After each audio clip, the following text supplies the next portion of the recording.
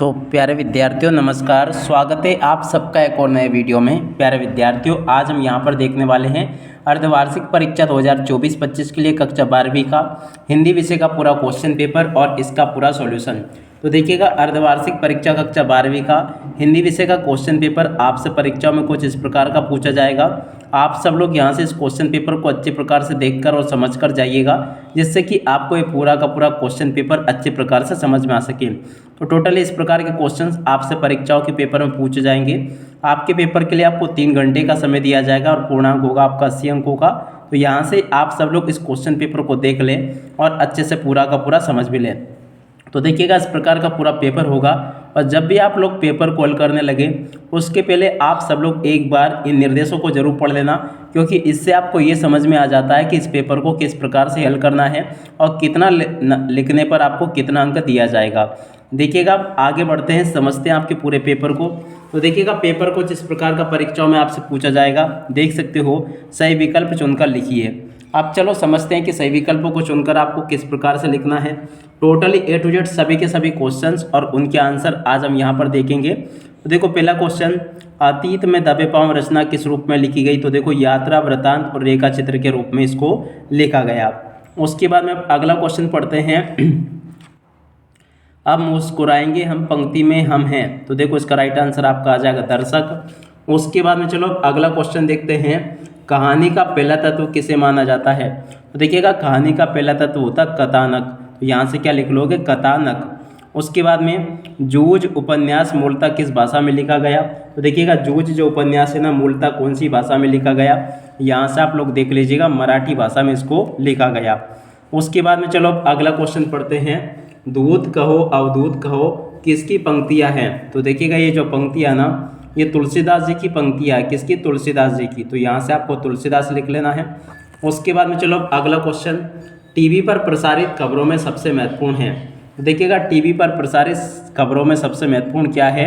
यहाँ पर लिखा है विजुअल, नेट, बाइट या उपरोक्त सभी। तो देखिएगा, इसका राइट आंसर क्या आ जाएगा? उपरोक्त सभी। तो यहाँ से आप लोग ये लिख ले, उपरोक्त सभी। उसके बाद में चलो आगे बढ़ते हैं, अगले क्वेश्चन के आंसर को देखते हैं।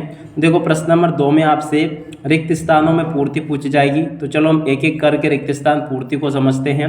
पहला क्वेश्चन पढ़ते हैं, बच्चे में होंगे। तो देखो, काय में होंगे? प्रत्याशा में।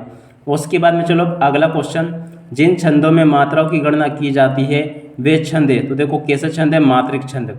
यहाँ से देख कर लिख लें। अगला क्वेश्चन, प्रेम मार्ग की शाखा के कवि है। तो देखो, जायसी प्रेम मार्ग की शाखा के कवि है। उसके बाद में अगला क्वेश्चन, महादेवी वर्मा की रचना है। तो देखिएगा, महादेवी वर्मा की रचना क्या? निहार। तो यहाँ से आपको निहार लिख देना है। उसके बाद में चलो अगला क्वेश्चन पढ़ते हैं। यहाँ पर लिखा है रचना के आधार पर वाक्य के भेद है। तो देखो, 3 भेद हैं। उसके बाद में अगला क्वेश्चन, क्षोभ का तद्भव शब्द है। तो देखो, क्षो इसका तद्भव शब्द है। उसके बाद में जब उषा का जादू टूटता है तब क्या होता है? तो देखो, सूर्योदय होता है। इसी प्रकार से आप सब लोग इन क्वेश्चन को देख लें, पढ़ लें और पूरा समझ लें। अब देखिएगा प्यारे विद्यार्थियों, आगे यहाँ पर आपसे जोड़ी पूछी गई है। अब चलो हम जोड़ी का मिलान करते हैं। तो देखो, पहली जोड़ी लिखी है, बात की चूड़ी मर जाना। तो देखिएगा, इसका राइट आंसर आपका क्या आ जाएगा? बात की चूड़ी मर जाना। इसका राइट आंसर आ जाएगा बात का प्रभावहीन हो जाना।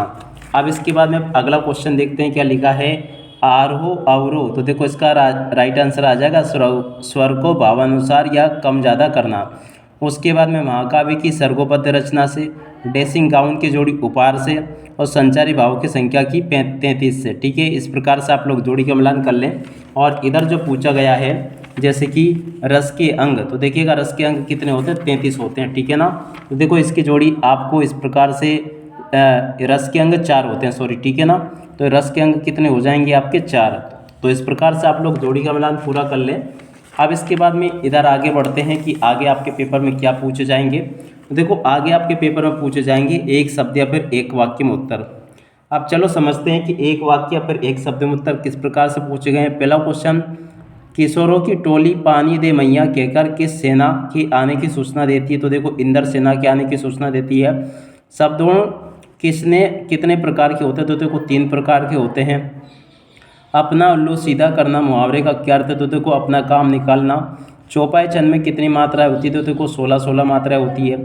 परचेजिंग पावर का क्या अर्थ होता था, तो इसका अर्थ होता क्रय शक्ति। उसके बाद में देखो पहलवान लुट्टन सिंह के कितने पुत्र थे, तो देखो 2 पुत्र थे। इस प्रकार से आप सब लोग इन क्वेश्चन के आंसर को देख लें और पूरा का पूरा समझ भी लें।